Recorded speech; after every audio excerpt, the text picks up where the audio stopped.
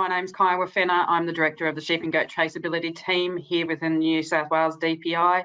I'd like to thank everybody very much for joining us on this webinar today in relation to hearing about implementation of sheep and goat eID. So we have a number of teams helping us implement sheep and goat eID currently in New South Wales. There's a team of us within New South Wales DPI.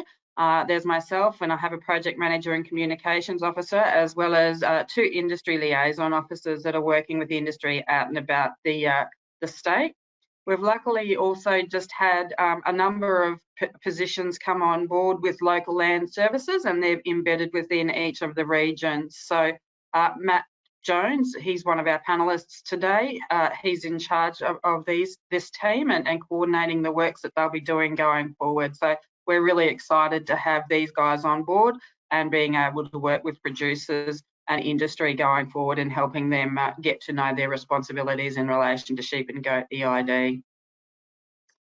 So why adopt eID and why now? So as you're probably all aware, back in 2022, there was a decision by the at a national level, which sought agreement between all parties, all jurisdictions across Australia in relation to implementing sheep and goat eID across Australia nationwide.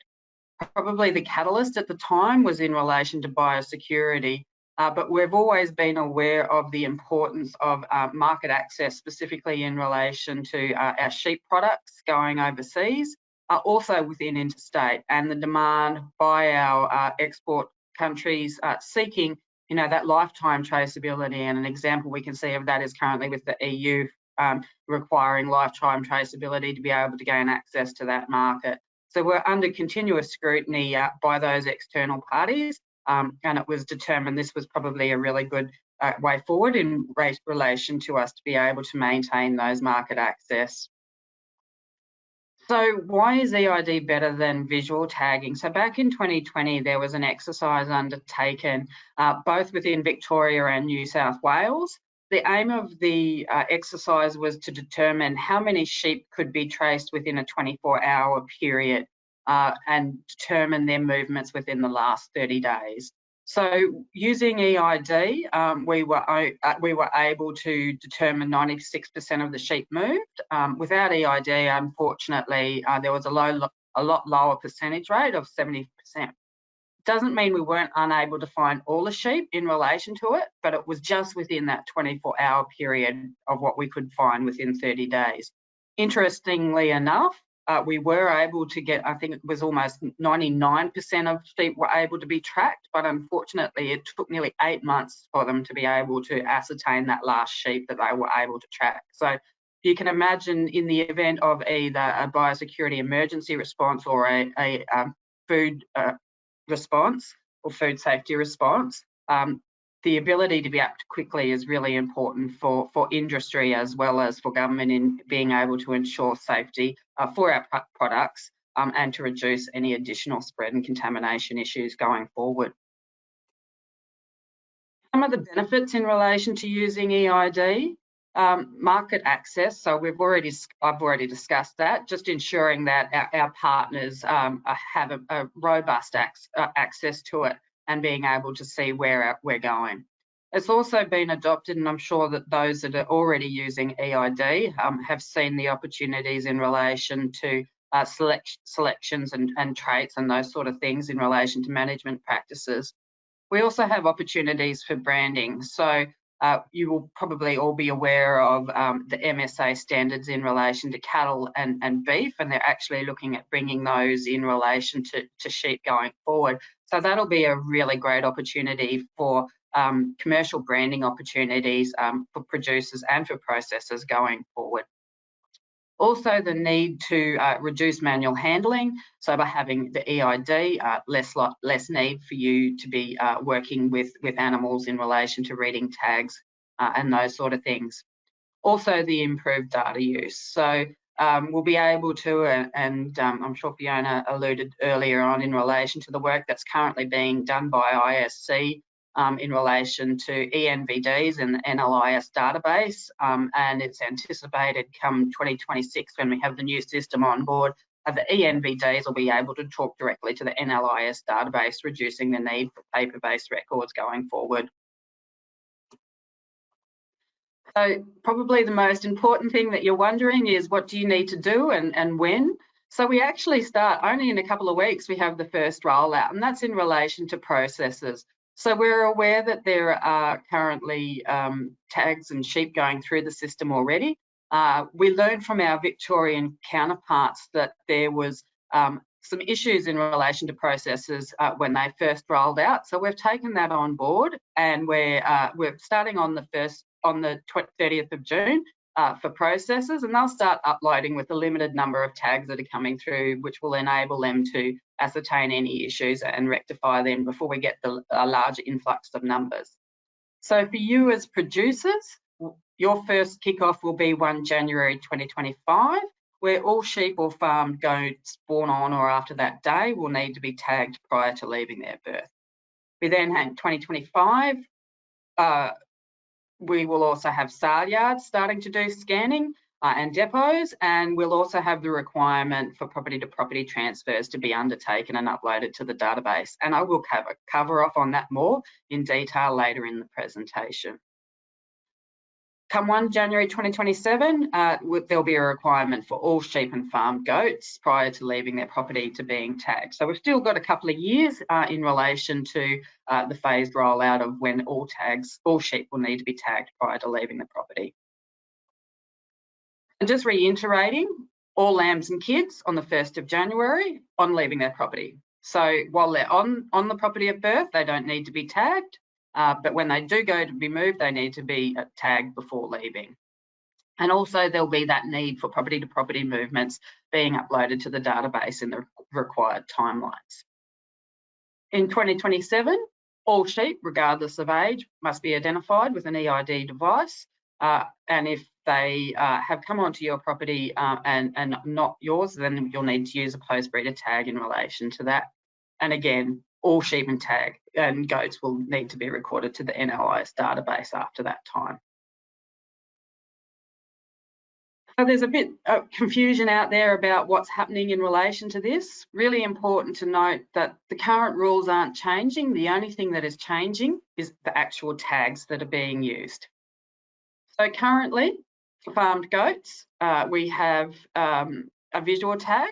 Going forward, it'll be an eID device or tag. Currently, harvested rangeland goats have a tag-free pathway, and that tag-free pathway will continue going forward. Currently, we have the requirement for a visual tag, and again, going forward, the change will be in relation to an eID device. So basically, if you have a tag-free pathway currently going forward, which you probably don't in relation to sheep, you'll maintain that tag-free pathway. The only thing that is changing is the actual device. So some things to consider in relation to your eID devices. You need to ensure that all sheep and goats are identified prior to leaving with the NLIS accredited device. Tags must be used only for the species registered. So there are both cattle tags or devices, sheep or goats. So just ensure that you're popping the appropriate tag in the appropriate species.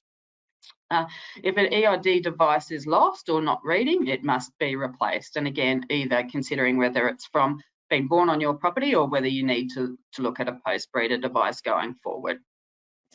If an NLIS device is not functioning, then you need to replace it prior to the animal leaving your property. And unlike cattle, there's no specific ear that the devices need to be in. They can go into either the left or the right ear, depending on what your current management or production practices are in relation to tagging. So what is an eID device? So it contains a microchip number, a 16-digit microchip number, and that's internally, and you'll never see that number other than on your database account. There's also an NLIS number, and that's what's printed, if you can see at the bottom of the orange tag there, the visual number. And then you can continue to put property names or whatever it is that you currently have on your visual tags. You can continue to have that going forward. It's the same technology that's used for cattle. So if you currently have equipment for NLIS cattle, that same equipment will be able to be used going forward.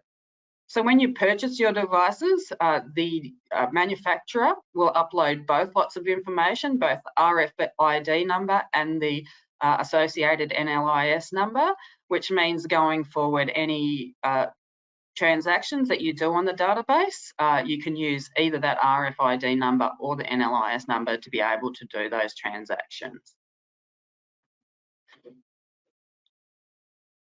So as I mentioned, all RFID numbers will be set up for you automatically to your account.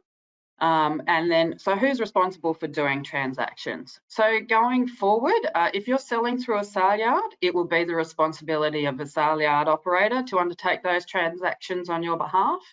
If you're selling to a processor, the processor will be responsible for uploading that data to the database. If you're doing property-to-property transactions or online transactions such as Auctions Plus, Facebook, Gumtree, those sort of things, then it is the responsibility of the receiver to do the requirements in relation to those transfers. So what is a property-to-property movement or transfer? So it's when an animal moves between two different property identification codes. It may be private sales, it may be that the animals have been adjusted or lent. So for example, you know, there may be rams that have been lent and come back onto your property. It may be that you have various properties under different PICs. So again, you'll need to do those transactions yourself. And again, probably one of the ones that is less understood is in relation to online platforms such as Auction Plus. Not necessarily done by the agent, but it is actually the responsibility of the receiver to undertake those transactions. And the requirement is that it needs to be done within 2 days of the movement occurring. So the legal obligation, as I've mentioned, rests with the person receiving the livestock. So the receiver may engage somebody else if they don't have the ability or the know-how or the equipment to do it. And that can be done either by a livestock contractor, a livestock agent, a transporter, or, you know, phone a friend. Basically, you may have somebody that would may be able to do it for you going forwards. How is the NLIS transfer completed? So you'll need either the NLIS number or the RFID number. You'll need the date that the livestock arrived on the property, the PIC from where it came, the PIC to where it was going for, and then you'll also need to align the NVD serial number. As I said, going forward, a lot of this work will be able to be done automatically with the use of ENV days. So we're really excited to see that roll out in 2026. We're really encouraging producers to look at doing stock takes or PIC reconciliations. So it's basically undertaking a stock take of all the devices that are on your property, and really important to keep in mind those are the devices that might be, you know, in the office drawer or wherever it is that you keep your tags. So it's not just for tags that are actually in animals, but it's also those that are currently on your property that haven't been used. And basically what it allows us to do is identify any discrepancies in relation to what you think should be on your property and what's actually on your property. And we actually suggest a really good place to do this, or time to do this, is probably at the end of the financial year. So it's a really good tool that you can use as part of your tax return to be able to use it and ensure that all the transactions have taken place, and also help you in relation to that financial returns each and every year. So why perform a PIC reconciliation? So it ensures that all devices have complete transfers have been done. It's a requirement under the LPA accreditation and audit compliance. It's really essential in relation to if we have any animal disease outbreaks, contamination or residue outbreaks, that the information that is on the database is up to date so that we can respond to those as quickly as possible. And if your information isn't correct, unfortunately, it may lead to you, you know, actually having to be quarantined for a longer time than if you were unable to demonstrate good record keeping. And obviously, as I've noted before, there are some markets that already require it. So if you have wanting to access that EU market accreditation, an annual PIC reconciliation is required as part of that process. Plenty of devices out there. So what do you need to consider? So the first thing you need to ensure is that it's NLIS compliant. So if you have a look at the black tag at the top, you'll see on the far right-hand side the little map of Australia with the double I. So that's basically approved, says that it's an NLIS approved device. Really up to you to decide what's the best type of tag for you to use. As I said, there's plenty out there. Things to consider is the pin size, the shape of the device, whether you'll be using breeder or post-breeder tags. In relation to the type of the device, you know, we suggest that if you're in country that is grazing rather than browsing, the swinging tags may be good, but then obviously if you've got ring lock, then the round buttons potentially, you know, something that are going to pull out more easily. So just have a think about what's going to work best for you and your environment. The really other thing to consider is applicators. So each company has an applicator, either, you know, single use or automatic. Again, personal preference. We're aware that there's some issues or perceived issues in relation to retention, and what we really advise is considering how you apply the devices. So if you're not using the correct applicator, you may find that either the device falls out or you may have damaged the actual RFID or the microchip, which results in it not being able to read. The other thing to consider is if you are doing it at marking or lambing, just allowing enough room for the tag to the ear to grow around the tag. Really essential to ensure that we have clean equipment, just to reduce that chance of infection going forward. Some eID equipment considerations. So really essential for you to consider as part of your operations what equipment, readers or software you use, and if you actually need them. So we're saying don't rush out and buy anything. Have a look around, do some research in relation to what it is that you might need going forward. And if you're not sure, we actually have a sheep and goat eID equipment specific on the AgTech catalogue. So that's a really useful tool for those that are not quite sure to jump on a one-stop shop and see what equipment's out there going forward. Finally, you probably all heard about the tag discount program that the government will be rolling out. So the Minister recently announced a $10.2 million program, which will result in a 76-cent tag discount going forward. So the program is planned to open on the 1st of November 2024 and will close on the 31st of October 2025. The tag program is solely for white tags going for that particular year and will be available to all sheep and farm goat producers that have a PIC within New South Wales. The discount will be applied at sale, so the manufacturers will be taking on most of the paperwork, but there may be need for minimum paperwork for producers, just depending on numbers.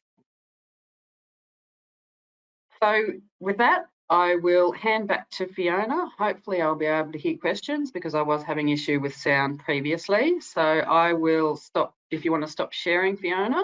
So we'll just start with our presentations for our Q&A. So I'll invite Matt to unmute himself and share his webcam.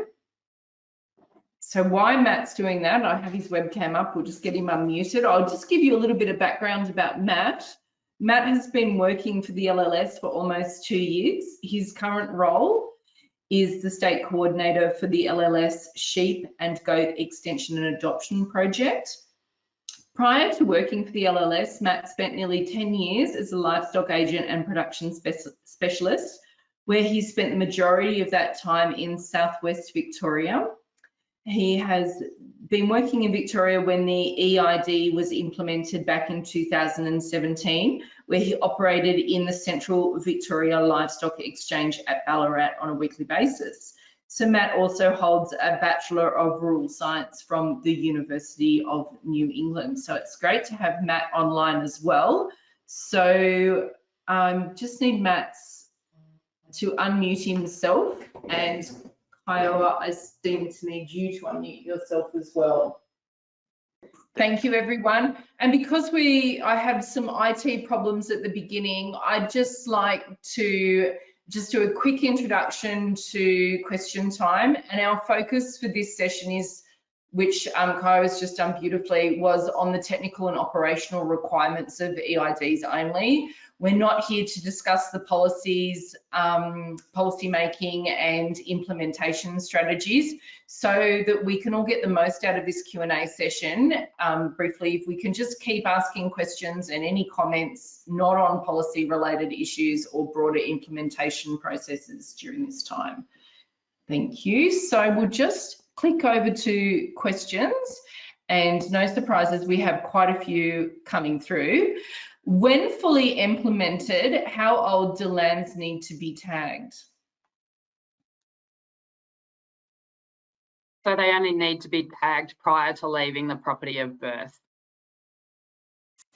So while they remain on your property, depending on, before they break those 2 teeth, they can be untagged on your property to whatever age you keep them. So it's only when an animal leaves your property that it actually needs to be required to be tagged. Okay. The government eID tag discount applies to the white tags. This question is from a hobby farmer who's not yet a primary producer. Do they need a PIC for that? Yeah, so if you have livestock, there is a requirement for you to have a PIC.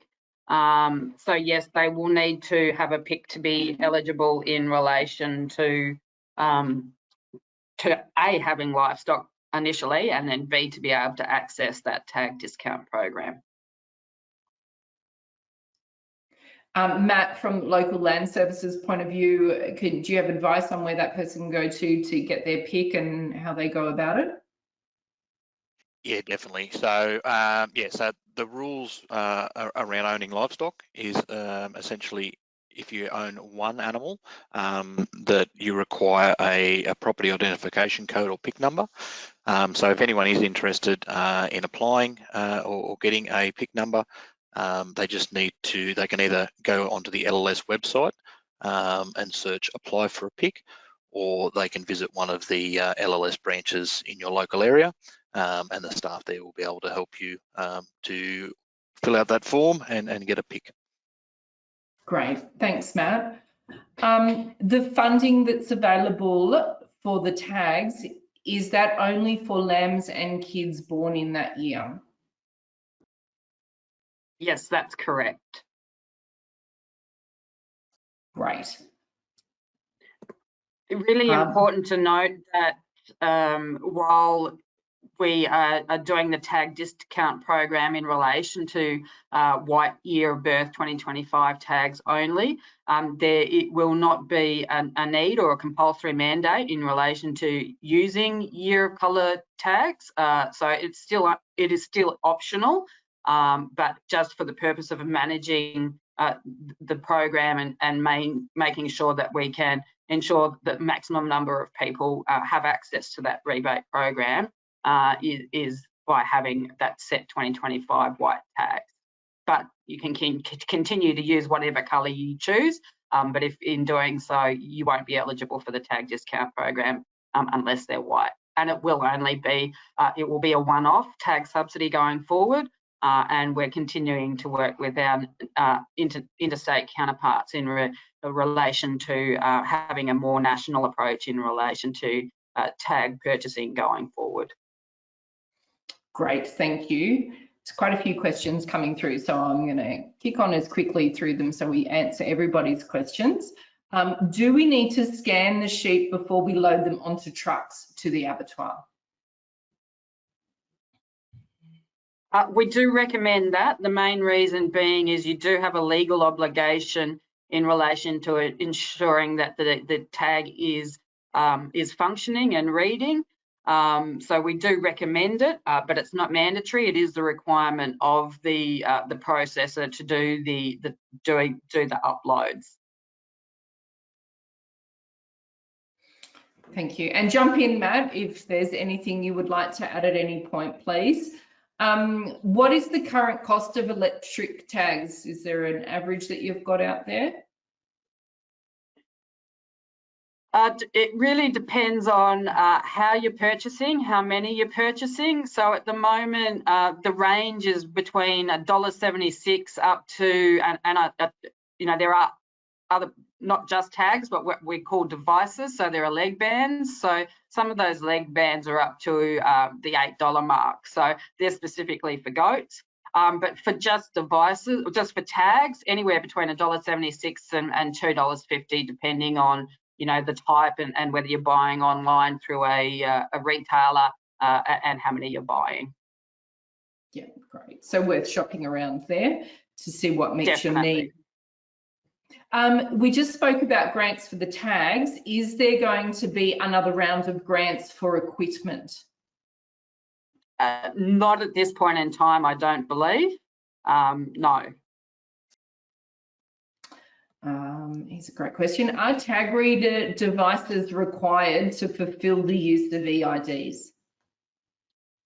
So we do have a really good tool on our website, and I would recommend that if there are people out there wondering whether they need it or not, really a really useful decision-making tool. Are they compulsory? Are they required? No, they're not. But it really depends on your situation. As I said, each device has both the visual number as well as a microchip number, and you can use either of those pieces of identification to do your uploading to the website. So, you know, if you've only got a couple of sheep, you may be able to, you know, put them in the race and be able to read the tags and do it that way. Obviously, that's not practical on a large commercial property, so it may be worth you investing in a reader of some sort. And again, types of readers and the costs of readers, again, vary depending on the brand and what it is you're actually looking for. You can get a reader that all it does is scan for as little as $400. But if you're wanting it to be able to enter traits and large numbers of tag numbers, you know, you're up around the $2,500 for handhelds. And then obviously there's panel readers, and again, depending on the brand and throughput depends on the price associated with that equipment. Excellent. Next question, is there an end date for the funding of those tags? They're obviously only applied to the white tags, but is there an actual end date? Is it just the end of the year? So it's between October and November next year. Great. And there's a few sort of questions here that are repeating themselves slightly, but they're, I will repeat them for everyone just so that they're very clear. When do we need to have an eID in a sheep's ear? Is it the age of the animal or the date of sale? So a tag doesn't need to be in the animal until it leaves the property. So it's I suppose it's neither of the ones that were listed. So it's when it leaves your property. Excellent. That's great. Thank you. Next question. Can you use the same tags in sheep and goats? No. So they're very species specific. So if you've got sheep, it must be sheep device, and if you have goats, it must be a goat device. You can't swap them. Great, thank you. I've just had a couple of double up questions, so I'm just quickly filtering through them. And I will just add to that, and it was sort of in one of Kiowa's slides earlier on when we're looking at that NLIS ID number, so the visual number that's printed on the outside. That NLIS ID will have your PIC number. It'll then have 3 letters that are codes associated with the tag, and then followed by a serial number. Those 3 letters, the first is associated with the manufacturer, so their code, individual code. The middle number, and that's the one if you have sheep and goats, is to be very wary of. So for sheep, that will have the letter S on it, whereas if you have goats, that'll be K. And it's very important to make sure that the right species tag is going in the right animal. Processors won't be able to process those animals if they have the incorrect tag in them. So. Thanks, Matt. Next question is about non-reading tags. This person has noticed a rise in them over the last few years. How will tags that are faulty and not able to be read be handled?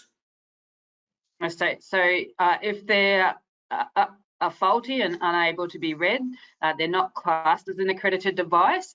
So you're able to remove that device and then you can replace it. And again, what you replace it with will depend specifically on whether that animal was born on your property or whether it's an animal that you brought onto your property where you will need to use the post-breeder tag if it's something that you brought onto your property and is no longer functioning.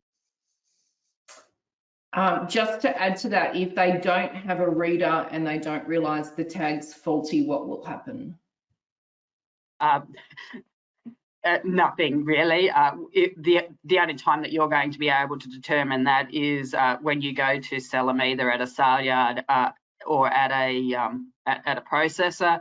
And we appreciate that there are times where there may be devices that are faulty, and compared to a distinct compliance breach. So we will be working with both the sale yards, agents and processors in relation to educating going forward in relation to those devices. Obviously, if we find a large number of devices coming through from a particular operator and a large number of them are not operating, we'll probably have a conversation in relation to that. And again, it might be, how they're being applied, the applicator that's being used that's, affecting the chip. And we know that has happened, that, people have used the wrong applicator and they've actually not aware that they've actually crunched the microchip, which has made it faulty. So we'll work with producers going forward and agents and processors in that space. Excellent. Next question, this person's been advised that all producers do not need a reader. Is this correct? And if you don't have a reader, how do you get the RFID, or would you simply rely on the visual pick? Yeah, so if you don't have a reader, you don't need a reader. Again, it would depend on what works for your enterprise, but yes, you can definitely use that visual number to do any transactions on the database. Okay, some great questions coming through. Thank you, everyone. Keep them coming. Can I purchase a second-hand reader and still use my grant funds, or does it have to be a new reader? It must be a new reader. So as part of the guidelines for that initial grant funding rebate, it was the requirement was that it needed to be new equipment, not second-hand equipment. Okay, great question. This person's just double checking that they can use 2025 colour tags in 2026, 2027, etc. Yes, they can. We've got a nod there from Matt as well. If an animal arrives at the sale yards or abattoirs without an eID tag, what will the cost penalty be for them to put one in? So that will be at the discretion of that particular operator. So depending on the agent or the processing plant, that's not something that's determined by government. Okay.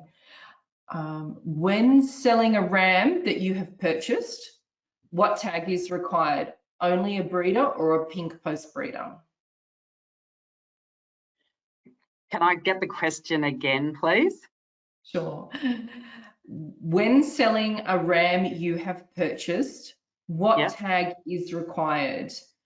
Only a breeder tag or a pink post breeder tag? So if it still has the tag in it that it came onto your property, then obviously it will be the breeder tag. So you're not able to remove tags. If the ram has lost his tag while being on your property, then he'll need to have a post breeder, which will mean that he has lost that lifetime traceability. So it really depends on if he still has retained the tag from when he was born or from the property on which he was born.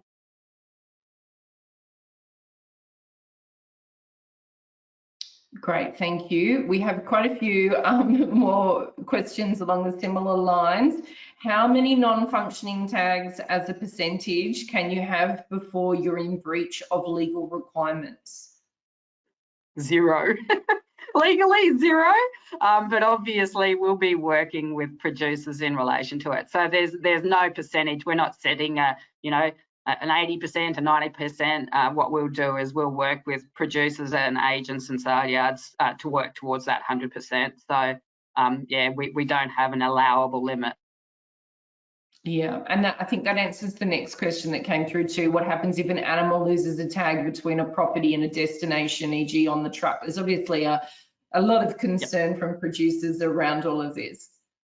Yeah, and totally understand that. So again, I suppose it's really important to note that, you know, there's very much a difference between a lost tag, you know, the isolated tag that's been lost in a full pen of sheep compared to, you know, a whole pen of sheep not having any tags, you know, arrive. So, and again, we'll be working with industry over the implementation period in relation to this. Obviously, though, if there are, you know, very obviously breaches in relation to the requirements, then, you know, there may be the need for enforcement activities going forward. Yeah, common sense prevails at the end of the day. Yeah. So could you just go through the implementation dates again? So the start date when this all comes into play, please. Yes, so the first kickoff is the 30th of June this year, which will be processors, and they'll be required to start scanning and uploading to the database from the 30th of June this year. We then, the 1st of January 2025, all sheep and goats, all lambs and kids born on or after that date will need to be tagged prior to leaving their property. All sale yards will be required to scan and upload from the 1st of January 2025 for any sheep that are coming through with eID devices in them and upload within the appropriate time. And all property to property transfers for any sheep or lamb or kids will need to be occurring on the NLIS database. Come 1 January 2027, all sheep and goats, irrelevant of their age, will be required to be tagged before leaving the property. Excellent, thank you. Question for Matt here. Are you going to have any equipment demo days in the Northern Tablelands Local Land Services? Yes, we are. So I think, as Kyle mentioned earlier, that we now have 9 staff on the ground that are organising and attending events. We are just in the planning phase at the moment for some workshops to be run specifically in the Northern Tablelands and also in Northwest, looking like they will be in early to mid-September. For anyone that's in that area that are interested. My suggestion would be to keep an eye on the DPI eID website for upcoming events. They will be advertised on there as well as on the LLS events website. Excellent. Next question, how important is it to pass feedback on if your tags aren't reading, and who would you pass that on to? Can I just have that question again? Sorry. Sure. How important is it to pass feedback on if your tags are not reading properly, and who would you pass the feedback to? Okay, so there's a number of places if you're having both reading issues as well as retention issues in relation to tags. We highly recommend, if you especially see large numbers, reporting that to the relevant tag manufacturer. But there is also a website, a form on the ISC website in relation to this. And this is really important because what it does is it provides feedback to ISC in relation to devices meeting their requirements regarding accreditation. So we have actually seen devices that have lost their accreditation due to low performance in relation to reading and retention. So really important, initially feeding that information back to the database, back to the manufacturer, and then to ISC. Obviously, if you're buying it through private sale, obviously we're recommending that you have that conversation with who you've purchased it off of. And again, if through sale, it's coming through sale yards, having that conversation with your agent. Thanks, Koa. Next question, sorry, another post-breeder tag question. Are post-breeder tags a prescribed colour? Yes, they are. They're pink. So the same as the mob-based system. Okay. Oh, and another post-breeder tag question. Do they go into an annual reconciliation? We recommend, yes, definitely. So it says what's on your property. So if you have post-breeder tags on your property, you know, definitely they need to be included in that reconciliation.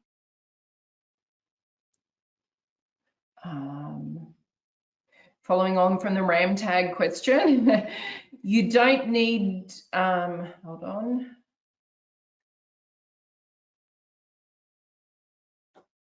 So can you confirm you don't need to re-tag with a post-breeder tag before moving off your property and end up with 2 or more tags?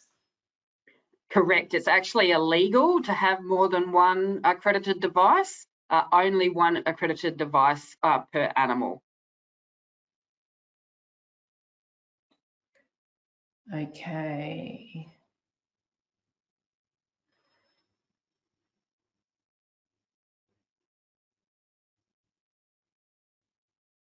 So just confirming for coloured tags, black taggers do not need an eID?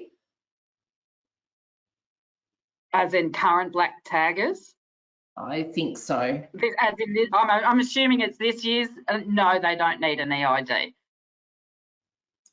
Yeah, and so if they're already on the ground, they don't need a device. Yeah. And next one's along the same lines of coloured tags. Will tags always be white for breeder, or will they still follow the year of birth colour? It's really up to the producer. No, they won't always be white. And some producers actually decide that they don't follow the year of birth. It might be, quite often you'll find, especially in some of the larger, more western regions, properties will choose a particular colour so that if mobs become, you know, boxed up, it's then easy to be able to return those animals that don't belong to you to your neighbour, and you know that. So still flexibility in relation to what colours that you use. Not mandatory in relation to year of birth. Okay. Another tag question. Sheep that have been previously tagged with RFID management tags, how should they be treated for sale? Do they have to have their tags changed for sale?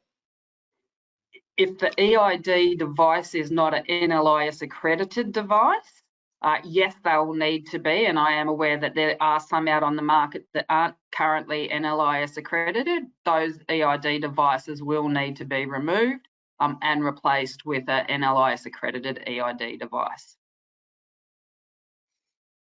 Okay. Question for you, Matt, here. There's a lot of fantastic questions. Thank you, everyone. Riverina Local Land Services, how do they get information about eIDs, please? Yes, so for those that would have noticed that that position hasn't been filled at this stage, I'm currently recruiting that and hope to have that position filled by the end of the month. If anyone down there would like information already, you can either just reach out to your local office and the customer services. They will be able to provide you with some information or a relevant contact either in the Murray, if you're closer to that region, or Central West, depending on where you're located. Our staff are working across regions until we get that filled, and happy to help. Thanks, Matt. Another question here about dates, and if it's repetitive, I apologise, but I just want to make it clear for everyone because the questions keep coming in. Lambs born prior to the 1st of January 2025 are not required to be tagged if leaving the property on or after the 1st of January 2025. Is that correct? Yes, That is correct. That's correct. Anything born prior to the 1st of January 25, so the start of next year, do not require an electronic tag until we get to the 1st of January 27. So you can still sell those until 27 without an eID tag. Great, thank you. When retagging existing sheep on your property, is there a set colour to retag, or will we need to retag with the year colours? No, so there's no requirement for specific colour if they are vendor bred. However, if those animals that you are retagging weren't born on your property, then you will need to use the pink post-breeder tags. Great, thank you. Are the post-breeder tags eligible for the grant funding? No, they're not. So under the current the guidelines, and as the way that we'll progress with the timeline, that only lambs or farm kids born after the 1st of January will need to have an electronic tag. There shouldn't be any requirement for post-breeder electronic tags at this stage. Okay.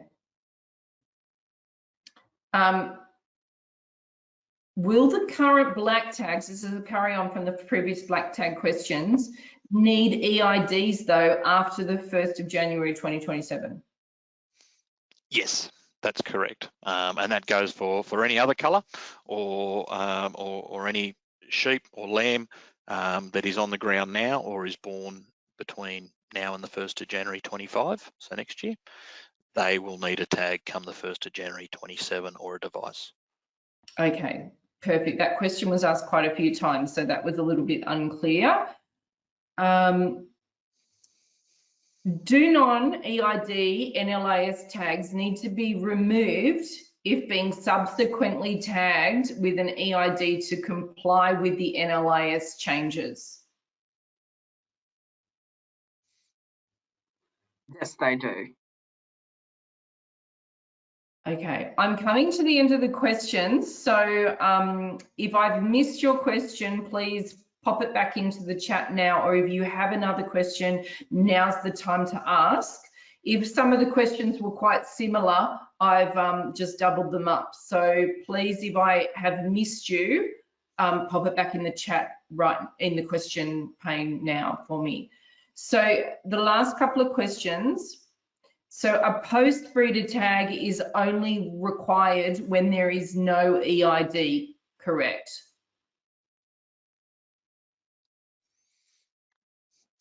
Either when there's no eID or if the eID that is in place is not functioning. Okay. And another clarification, the use of a pink post-breeder eID for older sheep is okay?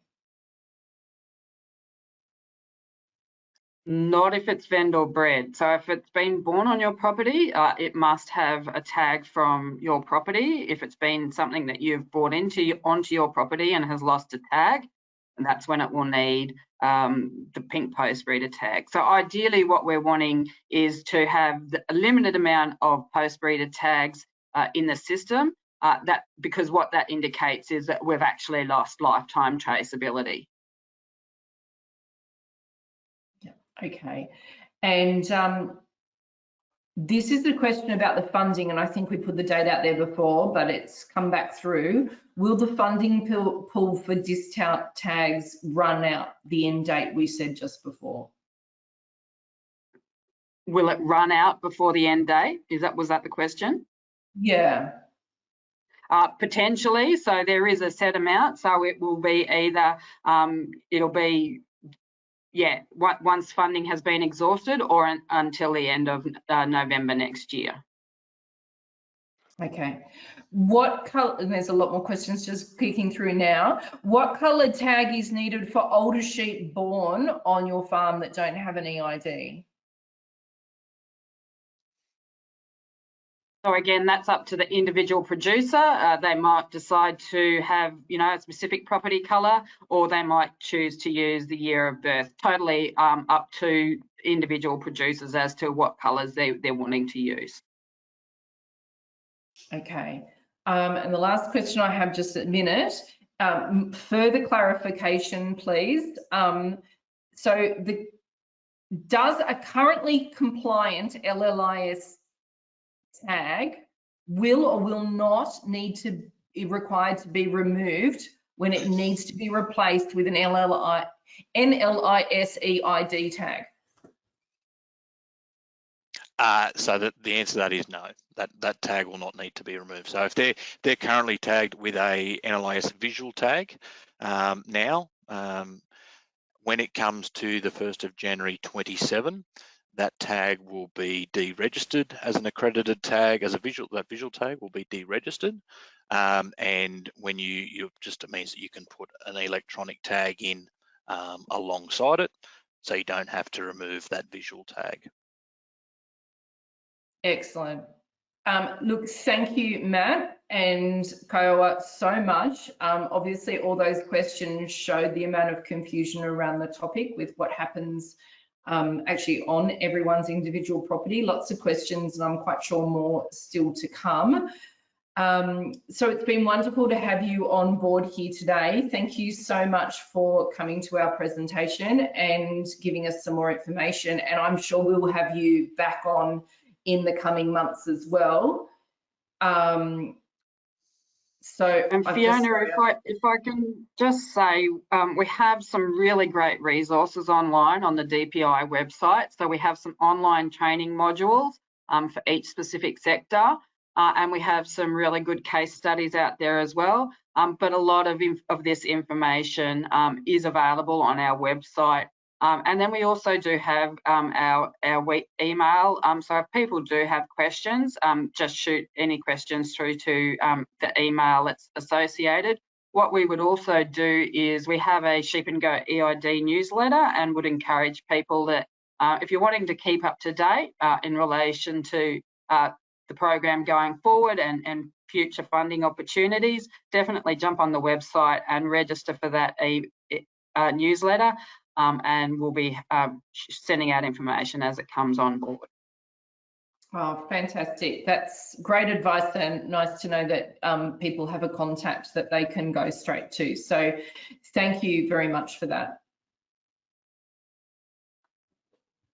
So that finishes us for today. So once again, thank you to Kiowa and Matt for joining us and for that great question time. Thank you, everybody, for helping us out. If your question didn't get answered correctly, please contact the experts, and they'll be more than happy to help you out there. Thank you so much just to the audience for their participation today. It was great to have all those questions coming through and to your ongoing support.